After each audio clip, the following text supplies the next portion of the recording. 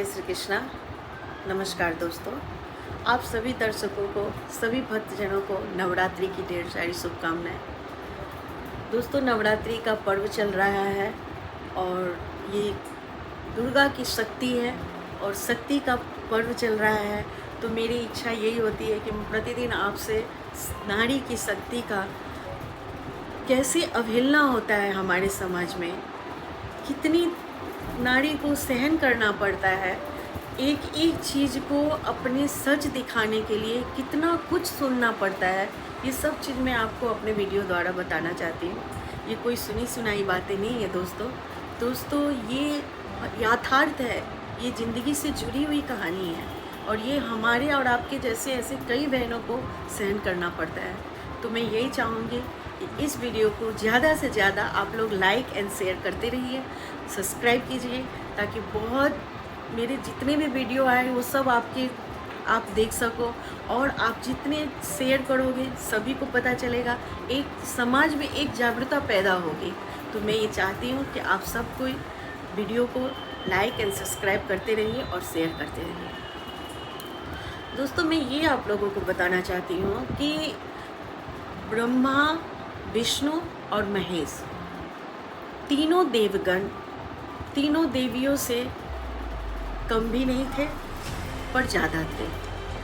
जितना देवता कर जाते थे देवी उतना नहीं करती थी, पर जब भी करती थी तो कुछ हट के करती थी, कुछ ऐसा कर जाती है कि जो चीज़ जो सोच विचार नहीं हो वो चीज़ कर जाती थी। देवियाँ सॉल्व करते थे, छोटे से बड़े लेकर के देव लोग सॉल्व करते थे, सभी को सहायता करते थे, सबके दुख निवारण करते थे, चाहे वो छोटे छोटे हो चाहे वो बड़े हो। पर देवी ऐसे वक्त में आती थी, ऐसे वक्त में साथ देती थी कि जब देवता भी नीरस जाते थे और तब देवी सहायता करती थी। और तब उस वक्त में ऐसा होता था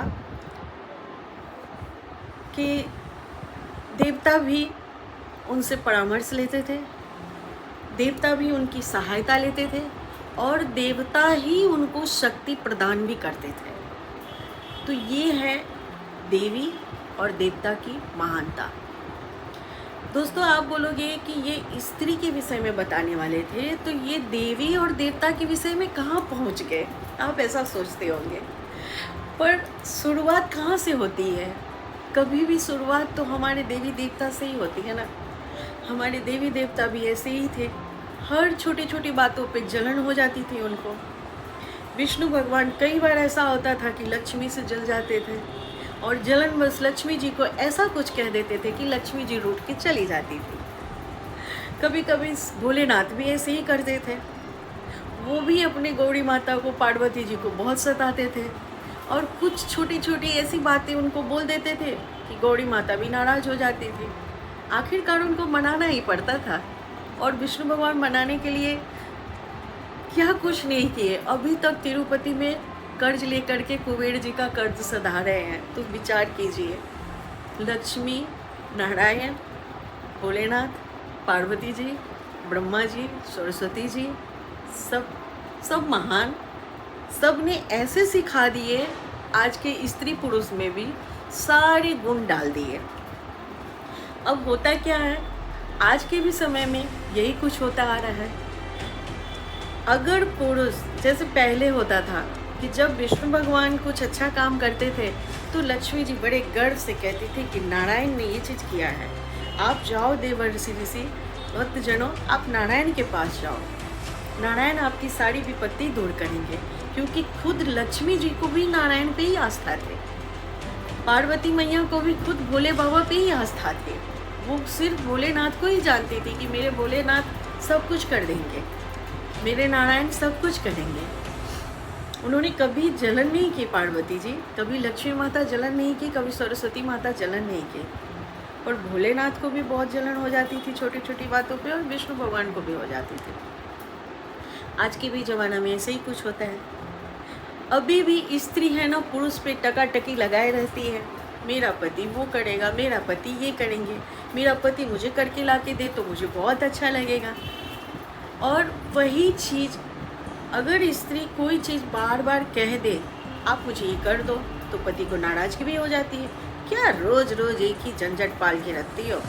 रोज़ का रोज़ तुम्हारे पास जब भी बैठता हूँ तुम यही सुनाती रहती हो। तो वो उनका मीठा डांट भी उनको दे देते हैं तुरंत पत्नी को। जब तक उनकी इच्छा नहीं हो कि आपको वो चीज़ देना है, आपको वो चीज़ करना है, वो करेंगे भी नहीं आपको, और करके सुनाएंगे भी आपको, तुम्हें तो मैंने ये चीज़ किया, तुमने क्या किया मेरे लिए। अगर उस सब चीज़ को नहीं सुनने के लिए अगर पत्नियां कुछ करना चाहे और कुछ समाज में कुछ काम करना चाहे, कुछ नाम कमाए, कुछ दो शब्द बात करे, तो पति आके फिर ताना भी मारते हैं। अच्छा, तो तुम्हें इतना पढ़ निकल गया है, अब तुम बाहर जाके काम करोगे? क्यों? बैठ के घर में 4 रोटियां नहीं बना सकते थे? बैठ के घर में बच्चे नहीं पाल सकते थे? घर का काम क्या कम है जो तुम बाहर जाके काम करोगे? चुपचाप बैठ जाओ, मैं तुम्हें खिलाऊंगा, कोई ज़रूरत नहीं है बाहर जाने की। पता नहीं जाने क्या क्या सुना डालते हैं। तो भी आजकल के ज़माने में देखा देखी से बहुत सारे ऐसी स्त्रियां हैं जो बाहर काम करने निकलती हैं, काम भी करती हैं। उस बीच में अगर कुछ भी जरा सा स्त्री बढ़ गई तो पुरुष उनको 4 बार ताना सुनाएंगे। क्यों जी? काम करने गई थी ना, तो आप आगे बढ़ गए, आप आगे बढ़ गए, अब तो आप हमें घर पे मानोगे नहीं, अब तो आपको घर में मन नहीं लगेगा। अगर कामयाब नहीं हुई स्त्री, अगर वो 2-4 पैसे नहीं जुटा पाती है स्त्री, तो उनको ताना सुनना पड़ता है। क्यों? पढ़ निकल गए थे ना, बाहर गई थी ना, बहुत फुदकते फुदकते गई थी ना काम करने, क्या हुआ? अरे तुमसे ये सब काम होने वाला नहीं है, घर में बैठ जाओ, शांति से खाओ पियो, राम भजन करो, मेरी सेवा करो, बच्चों की सेवा करो, बस हो गया। तुम लोगों की ज़िंदगी सिर्फ घर में है। अगर आप ये जानते हैं कि घर में ही ज़िंदगी है, फिर क्यों इस स्त्री को ताना देते हो? क्यों उन्हें मांगने पे मजबूर कर देते हो? फिर सब कुछ लाके दो उन्हें। कोई भी स्त्री ऐसी नहीं है कि वो बहुत बड़ा अरमान पाल के बैठती है, और अरमान अगर पाल भी ले तो वो वही चाहती है जो उनके पुरुष जितने कैपेबल होते हैं, वो उतने में ही खुश रहती है। पर ना समझी कि खुश ना करने की आप लोग ने इरादा बना लेते हो। हमेशा हर बात पे टॉर्चरिंग करना, एक चीज़ कुछ ला के देना, 4 बार ताना सुनाना। कभी मायके में सुख भोगा था? कभी तुम्हारे बाप ने कुछ करके दिया था? देखो आज मैं दे रहा हूँ। पल पल स्त्री मरती है, दवा कराना हो, घर में काम करना हो, बच्चों को पालना हो, कैसे करें?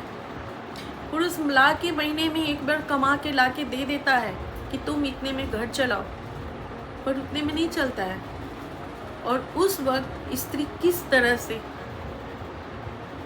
घर को चलाती है वो सिर्फ स्त्री जानती है। घर को खुशी खुशी चलाती भी है, बच्चों को भी पालती है, अपने बड़े बुजुर्ग की भी सेवा करती है।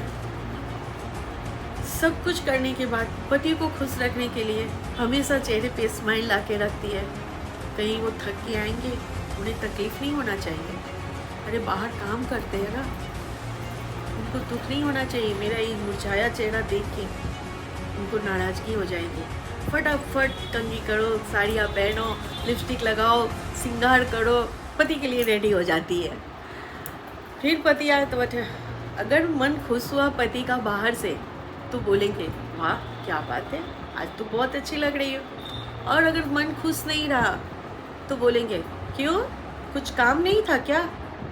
जब देखो बैठ जाती है लाली लिपस्टिक लगा के, ये अच्छा लग रहा है, होंठ पे इतने सारे पोत लेते हो, मुंह में इतने सारे पाउडर लेप लेती हो, ये कोई तरीका है? आप सोचो उस वक्त स्त्री पे कैसा बीतता है। हम जिनके लिए रेडी होते हैं वही हमने सुनाते हैं। विचार करो। इतना ही नहीं कुछ होता है दोस्तों, ये पति पत्नी का सोचने और समझने की होती है। ये सब जगह से पत्नियां अगर पास भी हो जाए ना और वो अपने लिए कुछ करना भी चाहे ना, तो पति करने नहीं देते हैं, क्योंकि उनका आत्म स्वाभिमान को उनको ठेस लगता है।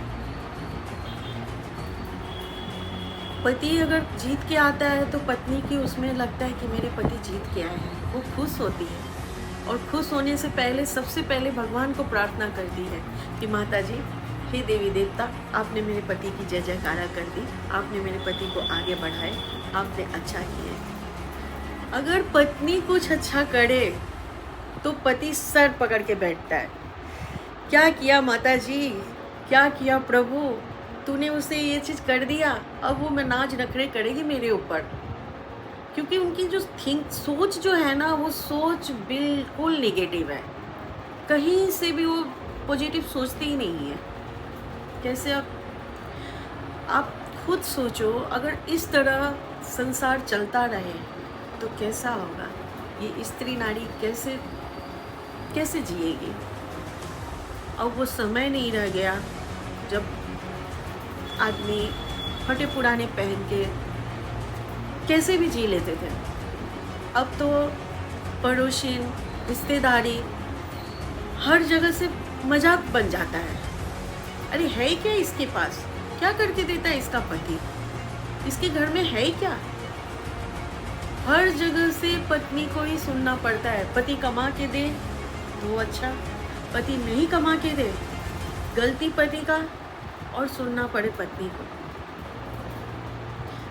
दोस्तों, मैं आप लोग से ये कहना चाहती हूँ, हमारे जितने भाई हैं जो ये वीडियो सुन रहे होंगे, जो भी हैं, जो भी दर्शक हैं, वो अगर ये वीडियो सुन रहे हैं, मैं उनसे प्रार्थना करती हूँ कि कभी भी स्त्री को बिना जाने बिना बूझे ताना नहीं मारो, परेशान मत करो।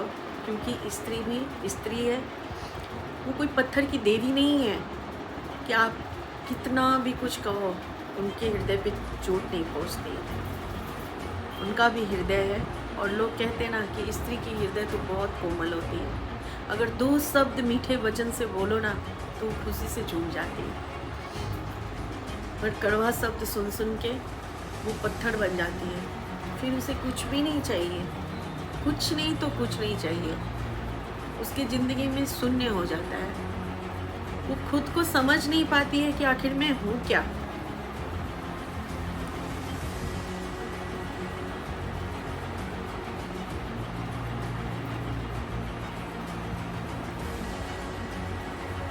कभी कभी यही सब वजह से बहुत सारी औरतें फांसी का फंदा लगा के मर जाती है। बहुत सारी औरतें निगेटिव सोच के दुनिया से दूर हो जाती है। जितनी बुद्धि उनमें होती है ना औरतों में, वो सारे बुद्धि नष्ट हो जाते हैं और वो गलत दिशा में, गलत राह पे निकल जाती है। मैं ये सोचती हूँ कि हमारे दर्शकों जितने भी हैं, कम से कम स्त्री की भावना को समझें। वो आपसे जलती नहीं है, वो आपको खुश देखना चाहती है, वो आपके परिवार को खुश देखना चाहती है, वो आपके अरमान को खुश देखना चाहती है। वो सब कुछ निछावर कर देती है आपके ऊपर, पर कुछ चीज़ मांगती है, और उस कुछ चीज़ क्या है? विश्वास, एक प्रेम। अगर वो विश्वास आप उन्हें नहीं देते हो, एक प्रेम आप नहीं उन्हें देते हो, फिर कुछ भी नहीं। मतलब क्या इस ज़िंदगी का? आप कुछ भी कर लो, कितना भी कमा लो, कितना भी आगे बढ़ लो, जब आप स्त्री को इज्जत नहीं दिए, फिर क्या? दोस्तों, ज़िंदगी में सब कुछ मिल जाता है, पर सच्चा मन मिलना बहुत मुश्किल होता है। एक बार मन टूट जाए ना, फिर जुड़ना बहुत मुश्किल होता है। बार बार इसे तोड़िए मत। मैं सारे दर्शकों से यही बोलूँगी कि अपने रिश्ते को अटूट बनाने के लिए प्रेम, विश्वास, धैर्य के साथ चलिए, ताकि आपका रिश्ता मजबूत रहे, विश्वास बना रहे, एक दूसरे के प्रति लागनी रहे। दोस्तों, जाते जाते मैं आपको ये कहती हूँ कि हमारे सभी वीडियो आप देखो। हर वीडियो में कहीं ना कहीं एक ऐसी सोच छुपी है जो आज के भी ज़माने में स्त्रियों के साथ होता है, और बहुत गलत तरीके से ये हो रहा है। एक तरह से स्त्री को बीमार कर रहे हैं अंदर अंदर। तो मैं सबसे ये प्रार्थना करती हूँ कि जिनके पास इस तरह से भावना हो रहे हैं, उन्हें आप थोड़ी रोक लगाओ, समझो। आप अगर आप नहीं समझोगे, अपनी स्त्री को आप ही नहीं समझोगे, आप ही नहीं सपोर्ट दोगे, तो बाहर वाले से क्या उम्मीद है। सबसे पहले आप उन्हें समझो, फिर बाहर वाले तो उन्हें समझ गए और नारी नारायणी बन ही जाएंगे। दोस्तों, आप हमारे चैनल को लाइक एंड सब्सक्राइब करते रहिए और हमारे वीडियो को आप देखते रहिए, शेयर भी करते रहिए। जय श्री कृष्णा। नमस्कार दोस्तों।